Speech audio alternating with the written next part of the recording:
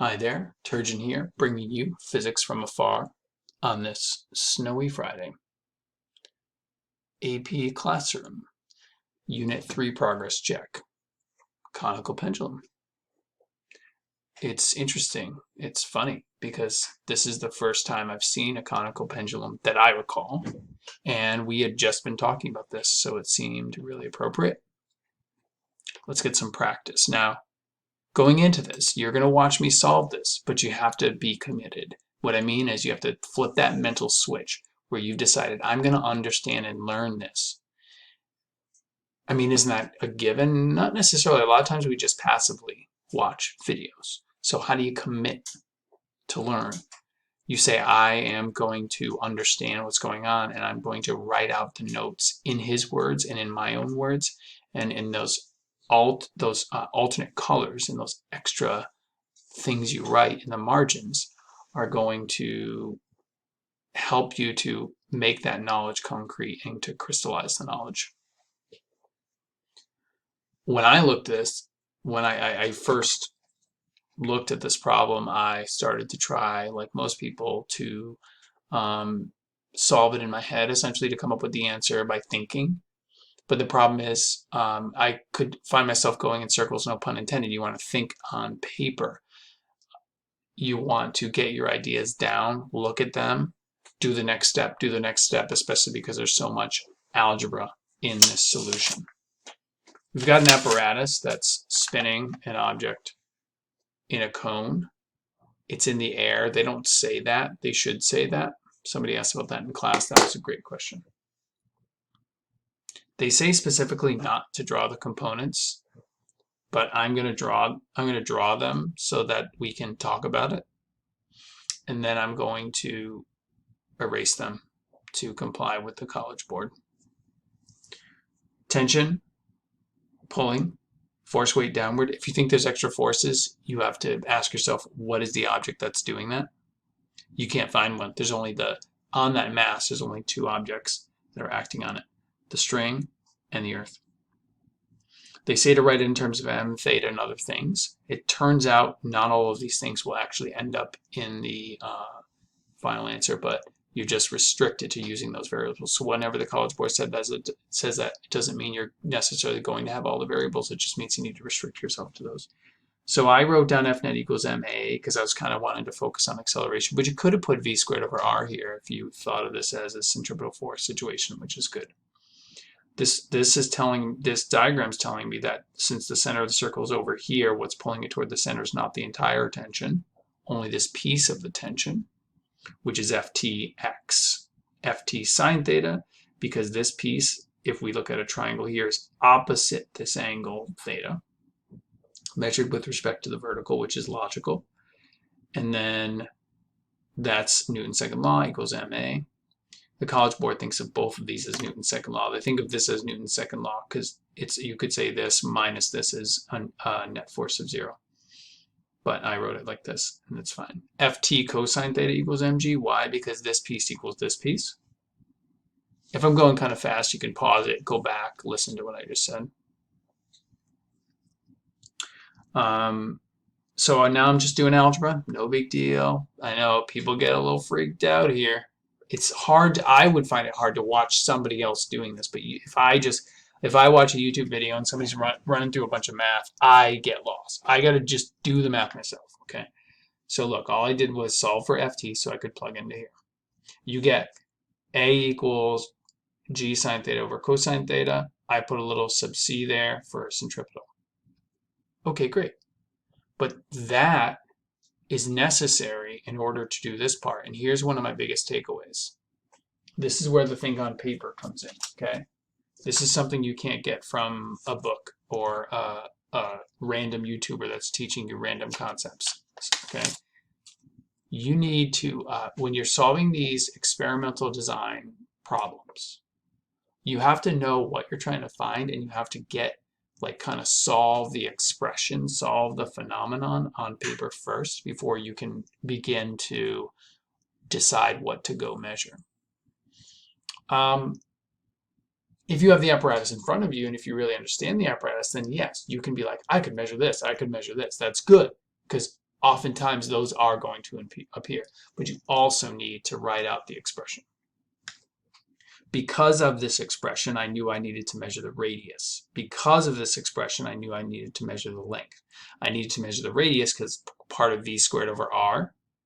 I needed to measure the length because I knew I needed to get theta, and I knew I needed to do some right triangle stuff to get that angle. I was thinking, I knew I needed this angle. What am I going to do? Take a protractor? You can't insert a protractor into a cone that's created by a moving string. I knew I needed the velocity, and here's where I messed up, because that's part of A sub c. But where I messed up was, I was like, well, yeah, I'm going to use a stopwatch to measure velocity. That's not really true. You don't measure the stopwatch. You don't measure velocity with the stopwatch. You measure velocity. You calculate velocity from a combination of measurements. So they likely would have docked me a point for that. So I changed it after I looked at their you can see this is kind of tight. I went back and I had to add that after I corrected my own work.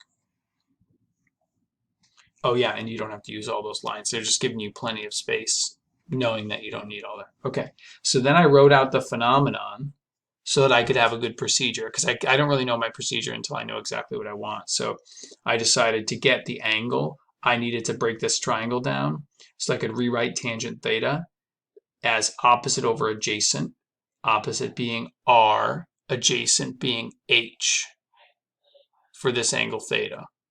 Okay, so literally r over h, and then r is r, but h is not a given quantity, so it's L squared minus R squared, a given quantity meaning a measurable quantity. So L squared minus R squared, square root of that actually, using Pythagorean theorem. So just slow down. If you're a little freaked out, I would just slow down and go back. So, okay. So here's my procedure. You can pause it, and hopefully this is large enough for you to read. I'm going to refocus my document camera. Sorry about that.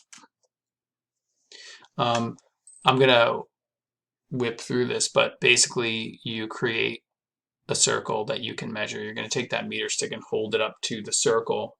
This thing's going to be whipping around, but hopefully it's nice and consistent, and you can attach the meter stick to something. You don't want to hold it in your hand. You want to put it on a table or something, right? So that it's nice and stationary. Now, why not measure the radius? I don't have a good center to look at. I have two edges I can look at, and then you can measure the diameter. You're going to need to record the period, but you should measure 10 oscillations at least. You don't really trust one oscillation. Measure 10 cycles, 10 revolutions, divide your time by 10. Then, of course, you're going to, we need that tangential velocity, so you can compute that. We now have R and T. We should measure the length L before the next trial. Probably should have done that in the beginning. No big deal. Then we're changing the speed. The whole idea of having variables is that we vary them. Change the speed, do it again. We can compute tangent theta for each trial using R over L squared minus R squared. And then they ask me what I'm going to graph. I recommend, I'm putting a red star on this. This is a big takeaway for the entire for this entire video and for the rest of the year. And some of you, this is going to sound really familiar. In order to decide what to graph, write down y equals mx. Write down y equals mx. Some of you have done a really good job on your lab reports of talking about what the y-intercept means, plus b. I often leave it out for reasons that I think are intuitive to you guys.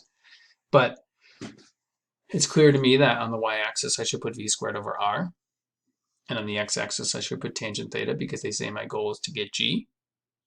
And I can identify that as the slope. So x-axis tangent theta, y-axis v squared over r. They ask me what feature of the graph will allow me to get it or could be used to get it. And in my case, it's more than just allowing me, it is g. Okay, that's the essence of what I want to say. And I'm going to tell you something the College Board put in their scoring guide to go a little bit beyond this. Not even beyond this, but like you might have gotten this correct even though it didn't look exactly like mine. So don't fret, okay? It's going to be okay. I hope I don't sound kind of condescending with all of my reassuring words about like don't freak out, don't fret.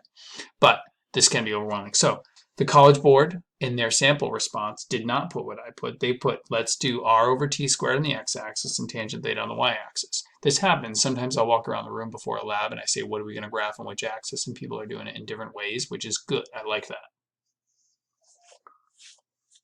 Okay, let's do some algebra. If we write out g tangent theta is v squared over r, do the algebra. Okay, just stop the video, pause it, and just use this piece and this piece, and you will get to the end like me if you try to line it up so that r over t squared goes on the x-axis and tangent theta goes on the y-axis. So you're just solving. So now I substitute 4 pi squared r squared, blah, blah, blah. I'm just going to sit here and tell you what every variable is. What it will tell you is I solve for tangent theta.